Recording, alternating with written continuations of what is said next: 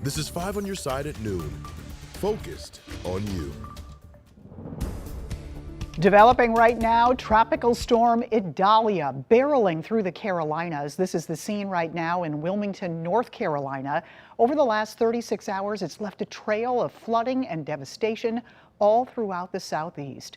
Idalia was a Category 3 hurricane when it roared ashore yesterday morning in Florida. People are still cleaning up the debris it left behind. It's since weakened, but it's still carrying 60-mile-an-hour winds. Thanks so much for being here at noon. I'm Kay Quinn. We begin our coverage with NBC's Wendy Woolfolk. She's in Charleston, South Carolina, with the latest conditions. The sun is out, but Idalia is relentless as residents as far north as Virginia are feeling its rain bands and gusty winds. There is a tropical storm warning, though, still in effect for the entire coast of North Carolina. But here in South Carolina, last night's high tide was the 5th highest in Charleston history, 9.2 feet, and exacerbated by the storm surge and supermoon. But the cleanup in Florida is only the beginning, as the Big Bend region took the brunt of the storm. They are sifting through countless downed trees and power lines and destroyed structures that were simply no match for Idalia's strength. Thousands from Florida and Georgia to the Carolinas are without power, and that brutal summer heat here in the South is only going to make things worse. Our focus right now is making sure we're getting people's power back on. We're making sure that people that may have big trees in their living room have shelter or other places to stay that we mentioned last night, getting cell phone and inoperability back up where we're people and the responding agencies can coordinate.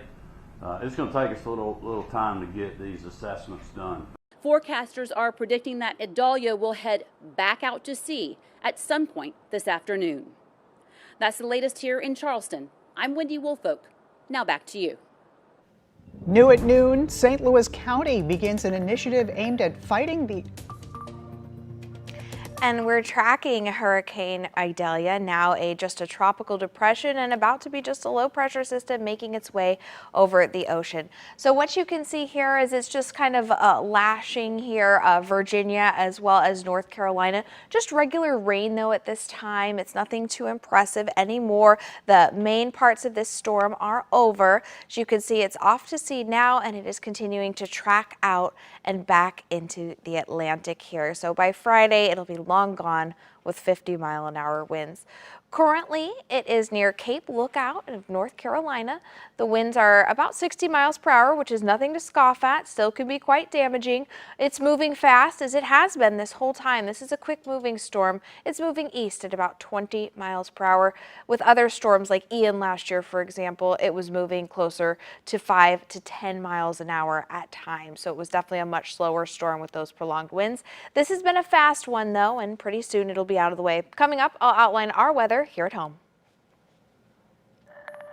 New at noon, St. Louis County begins an initiative aimed at fighting the opioid epidemic. Just 2 hours ago, County Executive Dr. Sam Page announced a new partnership with the county library to offer Narcan for free. The drug is used to reverse an opioid overdose. Numbers from the health department show 449 people in the county died from drug overdoses last year. 67% of those deaths were opioid related. So to put that in context, more people died of an opioid overdose in the last year than died from homicides in the last 2 years put together in St. Louis County. St. Louis Mayor Tashora Jones has declared today International Overdose Awareness Day in the city. The city's health department says the drug overdose have increased by 30% over the past 5 years. Less than 2 hours ago, Donald Trump pleaded not guilty and waived arraignment in the case accusing him of illegally trying to overturn the 2020 election in Georgia. This means the former president won't have to show up for an arraignment hearing next week. The St. Louis City Charter was last adopted in 1914. Now a commission approved by voters in April is working to create a new one. It met last night for the very first time. The charter is basically the city's constitution and dictates how our city operates. Commissioners tell 5 on Your Side the internal structure is something they want to look at closely. We have the County of the City of St. Louis layer of administration on top of the City of St. Louis administration, creating all kinds of challenges because we have one layer that reports to the governor and another layer then that reports to the mayor and the Board of Estimate and Apportionment. The commission is planning a public meeting on the first Wednesday of every month. It'll also schedule at least 2 public hearings. St. Charles cracking down on expired temporary tags. Police are asking you to be part of the solution. They're asking if you see an expired temp tag, snap a picture of it and report it to police. Some city officials believe it's an ongoing problem because people who let their plates expire are cheating the system. Statewide, it's got to be millions of dollars in uncollected tax. We get a percentage of that. It really wasn't about the money. It was about fairness and about letter of the law. If you got to follow the law. Once you report a violator, the St. Charles Traffic Enforcement Division will then track down the offender and issue a citation.